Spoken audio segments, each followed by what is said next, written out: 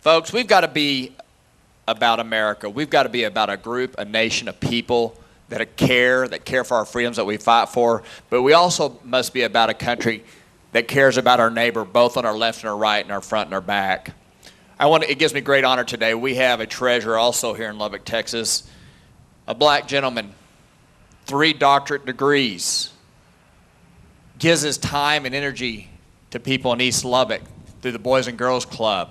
He spoke here last year, and my sister-in-law in Dallas, 3 weeks after the Tea Party, sent me a speech and said, "This is going viral." I don't know if you were here last year, but one of the greatest speeches we had was given by Dr. Robert McKenzie. Please give a warm welcome to Dr. Robert McKenzie.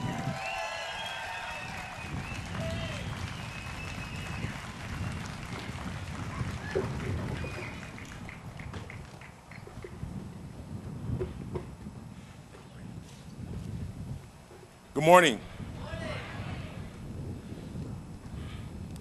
Today, we stand at the precipice of a new day, a new agenda, and a new way of doing things.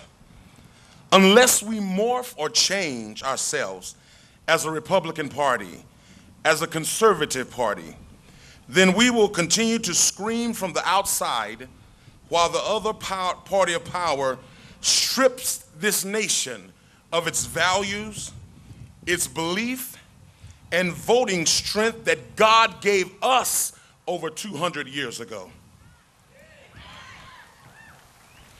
Charlton Heston, a great American patriot, said the following words as president of the National Rifle Association. As he raised his rifle in the air, he said, "Out of my cold, dead hands." Therefore, we who are here this morning must turn to left America and hold up our Bibles, our party platform, our core values, our moralistic viewpoints, our schools, our federal and local government, and say, "Out of our cold, dead hands."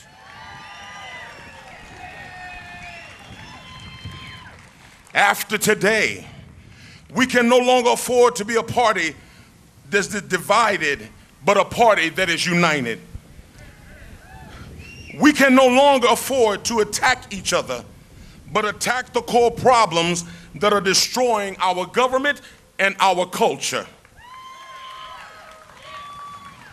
We can no longer be engaged in friendly fire, but fire a united shot across the bow of the Democratic ship that is leading our country away from its mission that says we hold these truths to be self-evident, that all men are created equal, that they are endowed by their Creator with certain unalienable rights, that among these rights are life, liberty, and the pursuit of happiness.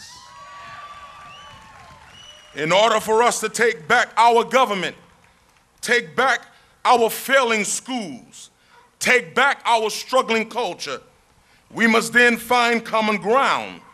We must diversify and create a battleship that is not afraid to stand up and fight for what is right.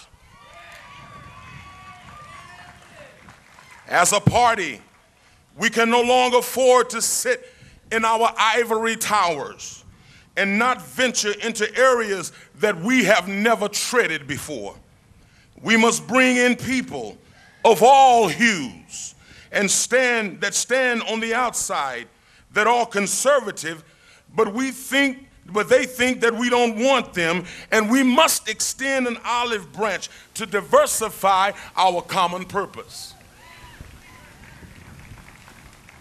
If we don't move toward them, they will stay in a party just because of generational preference and how they're experiencing now fiscal disresponsibility. We must inform them that we as a nation cannot ride down the river of economical and social disaster. They don't vote because they don't know the issues. They don't vote because we have not offered them a voter registration card. They don't vote because we have allowed I-27 to be a dividing line that we sometimes don't want to cross. But when they turn to us, they must see a party of power and conviction and not a party of stale politics and fortified barriers. They must see a party of inclusion and not exclusion. You know, in the last 5 years, I've enjoyed being the other guy. And I believe that I was not embraced because I have a permanent suntan. I believe that I was embraced because of my core values. My stand on the restoration of the godly family. My stand on smaller government. My stand on developing effective schools and not sending a student to school that will be disruptive to the educational process as a whole, thus allowing a federal takeover of our schools. And it starts with the culpability and the responsibility of the parent. It's not the teachers, it's not the administrators, it's the folk that send those kids to school that allow a destruction of our task scores.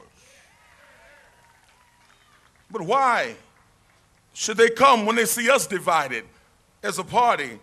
Why should they come when they see perceived hidden agendas? Why will they come when our leaders shoot at each other and fail to motivate and work with each other? You see, a divided party is a dead party. A divided party is a stagnant party. A divided party is an ineffective party. And that should not be who we are. We are a party of conservative transformational change. We are a party where all people can come to the table and collectively right the course that others have steered it wrong. We are the party where all people are embraced in spite of their race, their gender, or their age. Our party must stand up and say to those who don't understand us, those who misrepresent us, those who try to divide us, those who warp our values, those who say that life does not start at conception, those who think our schools could be handed over to thugs and miscreants, and say to this people, out of our dead cold hands. We won't give up. We will continue to unify. We will continue to send conservatives like Charles Perry and John Frullo and Randy Nagelbauer to Austin and Washington, D.C. We'll send them there to fight not only for the survival of our nation, but the survival of our congressional district and our city. The Tea Party and the Republican Party must continue to become one party. A party led by God that will sail the waters of difficulty and fire a shot across the Obama-led machine and take out the policies that will continue to cripple our nation. I don't know about you, Lubbock, but I stand up and say, out of our cold, dead hands. God bless our party. God bless our city. God bless America to find a way to fight back the tyranny of the left and right the course that will bring us back to power and unity. God bless you.